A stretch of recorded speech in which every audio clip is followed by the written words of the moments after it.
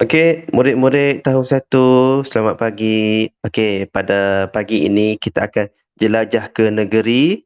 Okey, ni negeri apa? Negeri Sarawak. Indahnya Sarawak. Di negeri Sarawak terdapat pelbagai tempat-tempat yang menarik seperti Kuching, pantai-pantai, Gunung Ganang, Rumah Panjang, sungai-sungai yang terdapat air terjun dan berbagai budaya dan etnik yang terdapat di Sarawak seperti Iban, Bidayuh, Melanau dan sebagainya. Okey, jadi sekarang kita akan baca dan fahami cerita. Okey, murid-murid tengok di hadapan. Okey, indahnya Sarawak. Indahnya Sarawak. Encik Peter datang ke Malaysia. Beliau hendak bercuti di Sarawak. Beliau ialah kawan baik Ayah Jarit. Ayah Jarit membawa Encik Peter ke Taman Negara Bako. Mereka pergi ke sana dengan menaiki bot. Encik Peter sungguh gembira.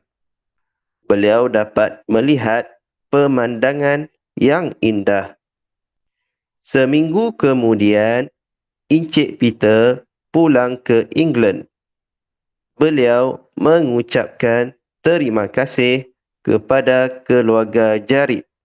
Mereka sungguh mesra terhadapnya. Okey, sekarang kita akan bina dan tulis jawapan berdasarkan cerita di atas. Okey, ini sila baca dan jawab soalan berdasarkan cerita tadi. Okey, soalan yang pertama. Encik Peter datang ke Malaysia mengapa? Soalannya, mengapa? Yang kedua, Encik Peter pergi ke Taman Negara Bako bagaimana? Bagaimana dengan apa? Okey. Yang ketiga, mengapakah Encik Peter berasa gembira? Yang keempat, adakah Encik Peter akan datang lagi ke Malaysia? Adakah?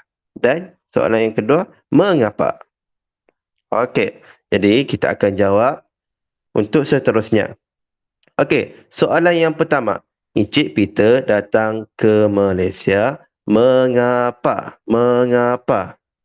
Okey, bila soalannya mengapa, kita mesti jawab. Jawapannya mestilah sama ada untuk ataupun kerana. Contohnya, kita cari Encik Peter datang ke Malaysia. Di mana? Di atas ni. Okey, ini. Encik Peter datang ke Malaysia. Kerana apa? Okey, kerana beliau hendak bercuti di Sarawak. Okey, yang murid-murid yang pertama, kamu kena tulis semula. Encik Peter datang ke Malaysia. Okey, tulis. Kerana apa? Beliau hendak bercuti di Sarawak.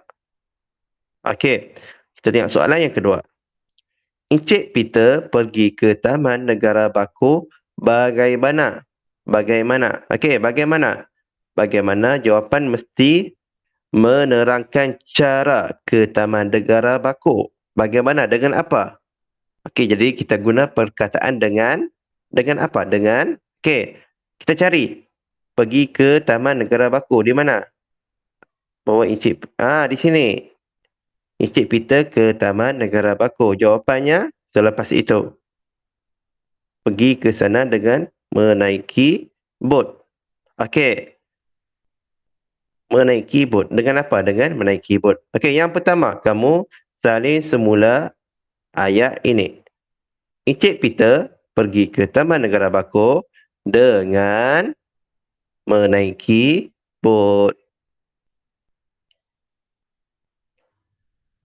Okey, yang ketiga. Mengapakah Encik Peter berasa gembira? Okey, bila soalannya mengapakah seperti tadi, sama ada jawapannya mestilah untuk ataupun kerana. Untuk ataupun kerana. Okey, kita cari Encik Peter berasa gembira di mana? Oh ya, di sini. Encik Peter merasa sungguh gembira. Okey. Jawapannya ialah kerana apa? Dapat melihat pemandangan yang indah.